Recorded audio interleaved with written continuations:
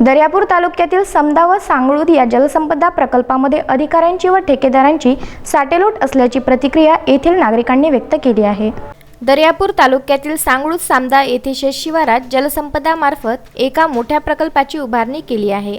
हे प्रकल्प रामभरोसे असल्याचे दिसते। आजूबाजूच्या गावातील नागरिक या प्रकल्पाचा पोहण्यासाठी उपयोग करीत आहे। शासनाने पाणी साठवण्यासाठी शेतकऱ्यांचे लाखो रुपये देऊन शेती आपल्याकडे मोबदला देऊन हस्तांतरित केली।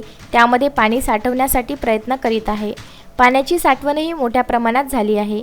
ही साठवण करण्यासाठी कित्येक जमीन विकत घेऊन त्या प्रकल्पावर एक मोठ्या प्रकारची सिमेंट कॉन्क्रीटमध्ये भिंत उभारून पाणी साठवण्यात आले आहे। परंतु ही भिंत सिमेंट कॉन्क्रीटमध्ये बांधलेली असून त्या भिंतीतून मोठ्या प्रमाणात झरे लागले आहे। या सर्व प्रकरणाची माहिती मिळवण्यासाठी जलसंपदा कार्यालयाच्या उपअभियंतागिरी यांनी कुठल्याच प्रकारचे समाधानकारक उत्तर न दिल्यामुळे यामध्ये मोठ्या प्रकारचा ठेकेदार व अधिकारीकडून साटेलोटे झाले असल्याचे निष्पन्न होत आहे। त्यावर लोकप्रतिनिधींनी तसेच जलसंपदाच्या वरिष्ठ अधिकाऱ्यांनी याची दखल घेऊन चौकशी करून यावर मार्ग काढावा अशी मागणी नागरिकांनी केली आहे।